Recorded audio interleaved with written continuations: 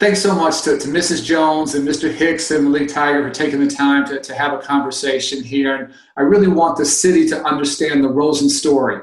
And while unfortunately the vast majority of the city is up dramatically in terms of violence this year, over 50%, Roseland's actually down, and down significantly, about 33%. So a city up 50%, Roseland down 33%. Let me be clear, it's still too high in Roseland. We still have a tremendous amount of work to do. But that contrast is, I think, fascinating, and people need to understand what's possible. Malik, let's talk about growing up in the neighborhood. Where did you grow up? Give people a little sense of what that was like. I grew up in the Roseland community, pretty much with just my mom, because my father was sentenced to 10 years in a federal prison. My life pretty much started spiraling out of control around 2013. 2013 is when I first caught my first gun case. How old were you? I was just not turning 17. So I was able to go to the county, you know what I'm saying? And then after that, 2014, I ended up getting shot 6 times.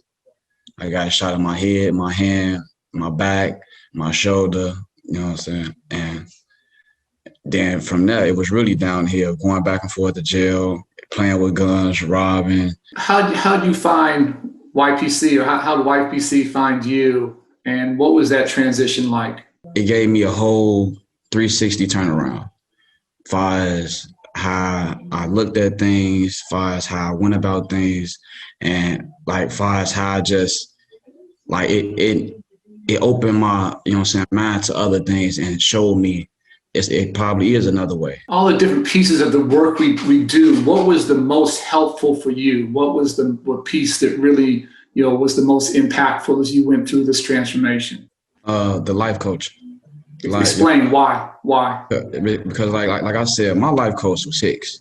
So I could really relate to him on many different levels. You know what I'm saying? On a normal level, I can relate to him to a street level. Like, you know what I'm saying? Like I looked at him as not I ain't gonna say as a father, but this is my, my big brother. You know what I'm saying? My extended big brother. You know what I'm saying? Like, and he got your back. And I feel like the nights that I was calling his phone, I feel like the hands-on thing, that's what did the most for me. Mrs. Jones, you and your husband have run the Youth Peace Center there at 111th Street for over 2 decades. You live in Roseland. You live on, you've had stuff on your block.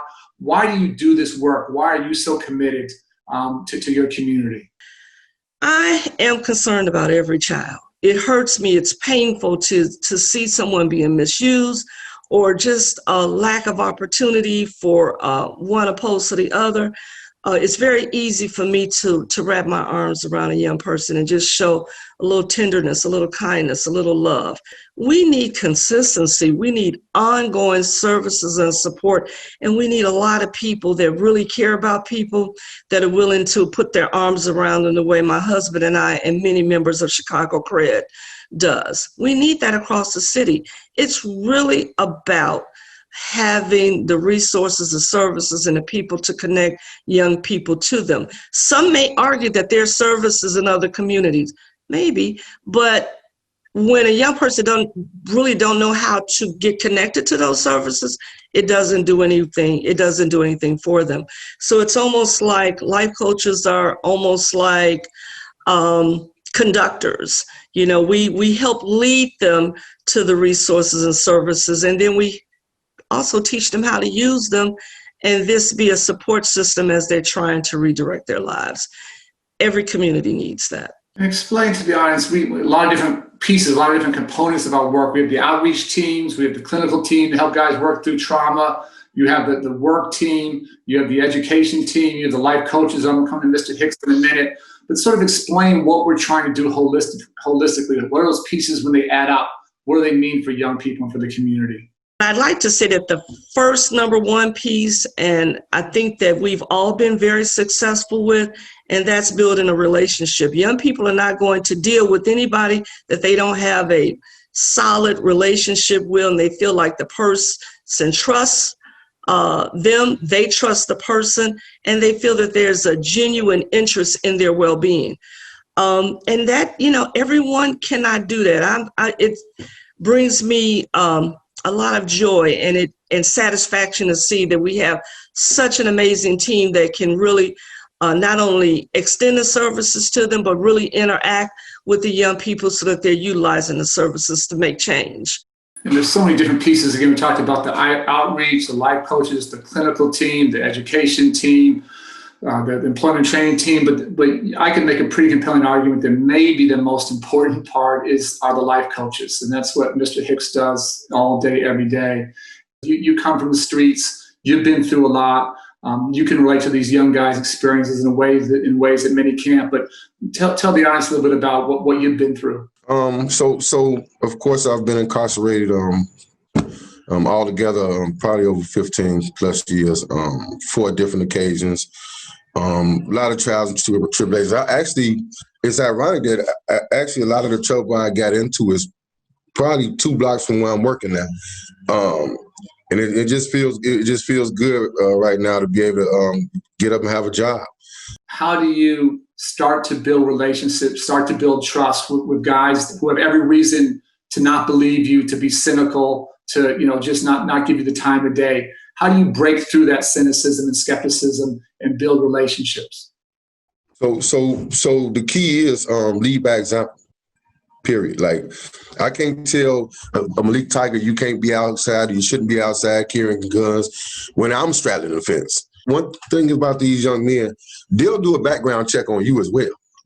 They'll figure out where you come from, what you was about, and then now they see me. I got a business card. I'm a grandfather now. I just love life. This is therapeutic for me. I don't know if people understand that, but this job is my therapy. Right, this keep me from even thinking about relapsing. One place we went that I'll never forget was when we went back to Cook County Jail, Mr. Hicks, where you spent a whole bunch of time and talking to the guys there in Cook County. What was that like to go in and then to come back out together? So out all these years I've been in trouble, I'm always going through the back door of Cook County Jail, strip search, all that. So I only said we're going to go to the county and talk. So I actually walked in where staff walked in, which is kind of like a real weird feeling. Didn't get searched. Nobody bothered me.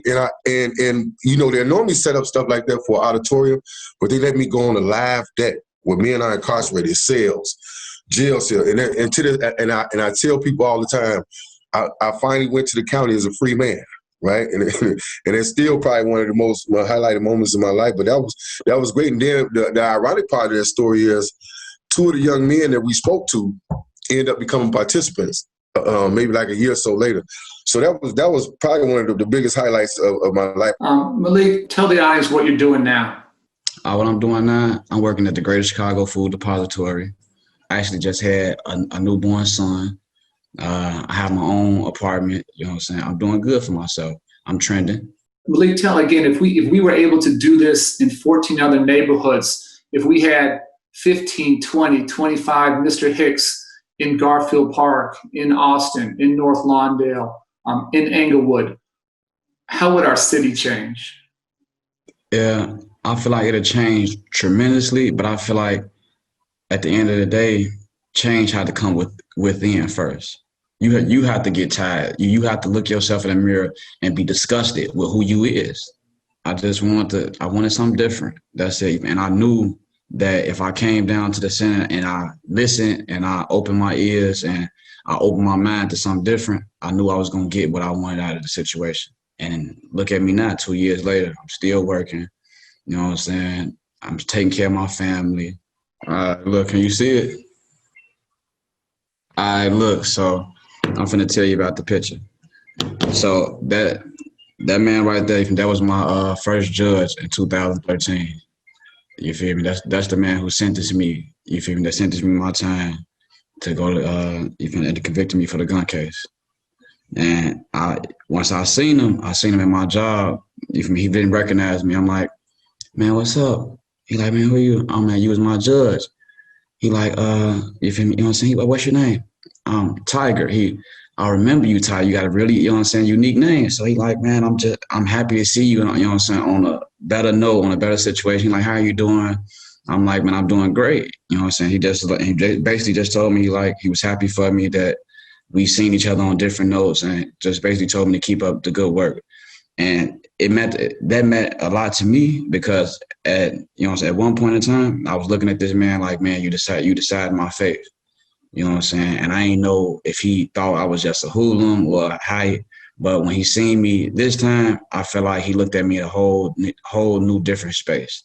I feel like he looked at me as an individual. He looked at me as, a strong Black man, that was trying to go for it and was trying to do the right thing to take care of his family. Thanks, everybody. Really, really appreciate it.